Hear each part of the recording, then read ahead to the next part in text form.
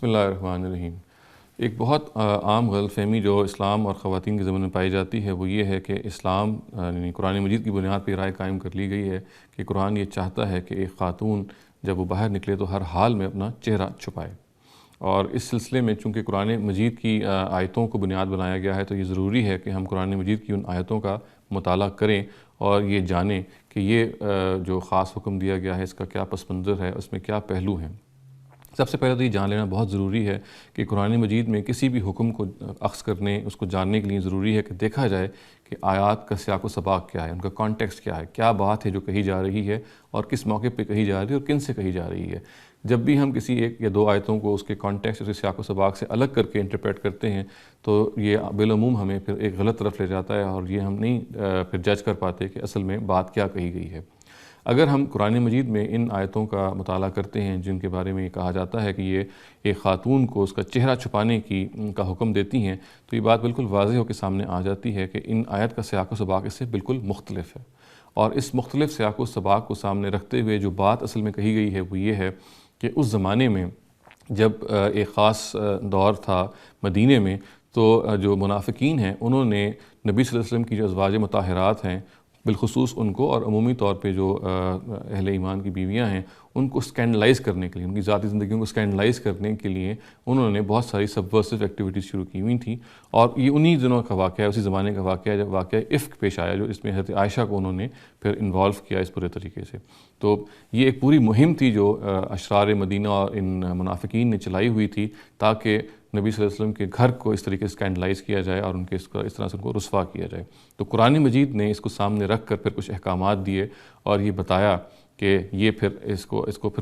پوری ایکٹیویٹی کو رکوایا گیا۔ اب میں آپ کے سامنے ان آیات کو پڑھے دیتا ہوں اور اس کا پس منظر بھی پھر آگے تفصیل سے میں ایکسپلین کرتا ہوں، جس سے بالکل واضح ہو کے سامنے آ جائے گا کہ اصل میں ان آیات کا نہ پردے سے کوئی تعلق ہے، نہ چہرے کے پردے سے کوئی تعلق ہے، اور نہ اس میں کوئی نقاب کے معاملے میں کوئی بات کہی جا رہی ہے، بلکہ یہ اس زمانے میں ان منافقین کی جو ایکٹیویٹیز تھیں جو کہ خواتین کو اور خاص طور سے نبی صلی اللہ علیہ وسلم کے اپنے گھرانے کو اسکینڈلائز کرنے کے درپے تھے وہ، تو ان کے اس پرینک کو، ان کی اس شرارت کو ختم کرنے، اس کو روکنے کے لیے ایک طریقہ ہے جو ان آیات میں بتایا گیا ہے، اور اگر اوپر اس سے ملا کے اس کو پڑھا جائے اور بعد والی آیات کو پڑھا جائے تو یہ بات بالکل واضح ہو کے سامنے آ جاتی ہے کہ یہ اشرار اور منافقین مدینہ تھے جنہوں نے یہ خاص حرکت وہ کرتے تھے، اور پھر اس کو کرب کرنے کے لیے، اس کو روکنے کے لیے پھر قرآن مجید نے یہ بتایا کہ پھر کیا کرنا چاہیے۔ اس سلسلے میں جو آیات نازل ہوئی ہیں وہ سورہ احزاب میں ہیں، اور میں ان آیتوں کا ترجمہ آپ کے سامنے پڑھ دیتا ہوں۔ یہ سورہ احزاب کی آیت 58 سے لے کے آیت 61 تک ہے، اور میں پیچھے سے اس کا سیاق و سباق واضح کرنے کے لیے پڑھ رہا ہوں۔ آیات یہ کہتی ہیں، اور جو لوگ مسلمان عورتوں اور مردوں کو ان چیزوں کے معاملے میں اذیت دیتے ہیں جن کا انہوں نے ارتکاب نہیں کیا، انہیں معلوم ہونا چاہیے کہ انہوں نے ایک بڑے بہتان اور سری گناہ کا وبال اپنے سر لے لیا ہے۔ اس صورتحال میں اے پیغمبر اپنی بیویوں اور اپنی بیٹیوں اور مسلمانوں کی عورتوں کو ہدایت کر دو کہ باہر نکلیں تو اپنے اوپر کوئی چادر ڈال لیں، اس لیے کہ اس سے یہ ممکن ہو جائے گا کہ وہ دوسری عورتوں سے الگ پہچان لی جائیں گی اور انہیں اذیت نہ دی جائے، اور اللہ بخشنے والا اور اس کی شفقت ابدی ہے۔ یہ منافق اگر اس کے بعد بھی اپنی حرکتوں سے باز نہ آئے، اور وہ بھی جن کے دلوں میں بیماری ہے، اور وہ بھی جو مدینے میں جھوٹ اڑانے والے ہیں، تو ہم ان کے خلاف تمہیں اٹھا کھڑا کریں گے، پھر وہ مشکل ہی سے تمہارے ساتھ رہ سکیں گے، ان پر پھٹکار ہوگی، جہاں ملیں گے پکڑے جائیں گے اور عبرتناک طریقے سے قتل کر دیے جائیں گے۔ گویا اگر آپ پورا آیتوں کا سیاق و سباق دیکھیں اور جس طریقے سے بات آگے بڑھی ہے تو بات جو بیان کی جا رہی ہے وہ یہ ہے کہ اشرار مدینہ اور منافقین مدینہ انہوں نے جو اس مہم کا آغاز کیا ہوا تھا اور ایذا رسانی کا ایک پورا دور تھا جو انہوں نے دورہ کیا ہوا تھا مدینے میں، اس کو ختم کرنے کے لیے کہا جا رہا ہے کہ یہ جب باہر نکلا کریں تو اپنے اوپر سے اپنے چادروں کے پلو لٹکا لیا کریں تاکہ وہ لونڈیوں سے ممتاز ہو کے پہچان لی جائیں، یعنی لونڈیوں سے الگ ہو جائیں، کیونکہ اس زمانے میں جو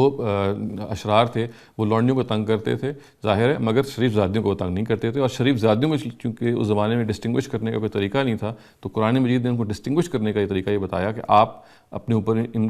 چادروں کو ڈال لیں، کیونکہ یہ پھر آپ کو ممتاز کر دیں گی ان لونڈیوں سے، اور پھر اشرار کے پاس کوئی بہانہ نہیں ہوگا جس کو بہانہ بنا کے وہ یہ کہیں کہ ہم نے تو اصل میں ہمیں معلوم نہیں تھا کہ یہ شریف زادی ہیں، کیونکہ ہم تو اس کو سمجھے تھے یہ لونڈی ہے، ہم لونڈیوں کو ہم تنگ کرتے ہیں۔ چنانچہ لونڈیوں اور شریف زادیوں کے درمیان ڈسٹنگوشنگ مارک قرآن مجید نے یہ کہا کہ وہ اپنے اوپر چادریں ڈال لیں، اپنے اوپر کلوکس ڈال لیں، تاکہ وہ ان سے پہچان لی جائیں اور ان سے الگ ہو کے ممیز ان کو کر دیا جائے۔ ابن کثیر جو ایک فیمس تفسیر مفسر ہیں، اور ان کی جو تفسیر ہے وہ بہرحال بنیادی کتابوں میں شمار ہوتی ہے تفسیر کی، انہوں نے جب اس آیت کے بارے میں گفتگو کی تو انہوں نے ایک سدی جو خود ایک اتھارٹی ہیں، ان کا ایک اوپینین ہے جو انہوں نے ریکارڈ کیا، جو خود اس پس منظر پہ بڑی اچھی طرح سے روشنی ڈالتا ہے۔ میں آپ کے سامنے وہی پڑھ دیتا ہوں تاکہ یہ واضح ہو جائے کہ کس طریقے سے اس زمانے کے اشرار نے، اس زمانے کے منافقین نے، اس زمانے کے مسچف مانگرز نے اس زمانے کی خواتین کو ایذا دینے کا ایک خاص طریقہ اختیار کیا ہوا تھا۔ یہ لکھتے ہیں کہ مدینے کے جو فسادی اور شریر لوگ تھے یہ سورج ڈھلے سڑکوں پر آ جاتے اور انصار کی خواتین کے درپے ہو جاتے۔ اس زمانے میں مدینے کے لوگوں کے گھر بہت چھوٹے ہوتے اور رات کے وقت خواتین ان سڑکوں پر سے گزر کر میدانوں کی طرف جاتی تاکہ وہ رفع حاجت کر سکیں۔ یہ اشرار ان خواتین کو تنگ کرتے، اگر وہ دیکھتے کہ کسی خاتون نے بڑی چادر پہنی ہوئی ہے تو کہتے کہ یہ آزاد عورت ہے، یعنی یہ لونڈی نہیں ہے، اور ایذا رسانی نہ کرتے، یعنی تنگ نہ کرتے۔ اور اگر وہ دیکھتے کسی خاتون کو کہ اس نے بڑی چادر نہیں پہنی ہوئی تو اس پر پل پڑتے کہ یہ خاتون تو لونڈی ہے۔ پھر آگے ابن کثیر نے مجاہد بن جبر جو خود ایک اتھارٹی ہیں، ابن عباس کے شاگرد ہیں، ان کا یہ اوپینین ریکارڈ کیا ہے کہ یہ خواتین بڑی چادریں اوڑھ لیتیں تاکہ معلوم ہو جائے کہ یہ آزاد خواتین ہیں اور فسادی اور شریر لوگ جو ہیں پھر ان کو ایذا نہ پہنچائیں اور نہ ان کو تنگ کریں۔ تو اس سے بالکل بات واضح ہو کے سامنے آ جاتی ہے کہ اس میں اصل میں اس دور میں ان آیات کا جو پس منظر ہے وہ یہ ہے کہ منافقین نے نبی صلی اللہ علیہ وسلم کی بیویوں کو اور عام خواتین کو ان کو ٹارگٹ کر لیا تھا کہ ان کی ذاتی زندگیوں کو اسکینڈلائز کریں گے اور ان کے ساتھ اس طرح کا معاملہ کریں گے۔ تو خود قرآن مجید نے پھر براہ راست اس کا نوٹس لیا اور یہ کہا کہ ان خواتین کو جو ایذا پہنچائی جا رہی ہے اگر اس پہ یہ لوگ باز نہ آئے تو پھر قتلوا تقتیلا، عبرتناک طریقے سے قتل کر دیے جائیں گے۔ گویا کہ ان کا جو جرم ہے وہ ایذا رسانی کا اس درجے میں ہے کہ پھر اس کے لیے وہ کوئی جائے قرار نہ پائیں گے۔ اور ان آیات کے سیاق و سباق سے بات بالکل واضح کے سامنے آ جاتی ہے کہ یہ ایذا رسانی یعنی اسکینڈلائز کرنا اور ان کو تنگ کرنا اور ٹیز کرنے کا ایک ماحول تھا جو کہ درپے تھا، اور خاص طور سے جو الفاظ غور کرنے کے ہیں فلا یوزین، یعنی اگر وہ یہ میجر اڈاپٹ کر لیں گی، یعنی اپنے اوپر چادریں پہن لیں گی، تو اس طرح سے وہ ڈسٹنگوش ہو جائیں گی عام سلیو خواتین سے اور پھر ان کو کوئی نقصان نہیں پہنچائے گا۔ تو اس پورے کے پورے حصے کا پردے سے کوئی تعلق نہیں ہے، نہ چہرے کے پردے سے، نہ پردے کسی عمومی قانون سے، بلکہ یہ تو صرف اس دور میں جو ایک خاص ایذا رسانی کے واقعات ہوتے تھے ان کو ختم کرنے، ان کو کرب کرنے کا ایک پروسیجر ہے جو یہ آؤٹ لائن کرتی ہے۔ اقول قولی ھذا واستغفر اللہ لی ولکم ولسائر المسلمین والمسلمات۔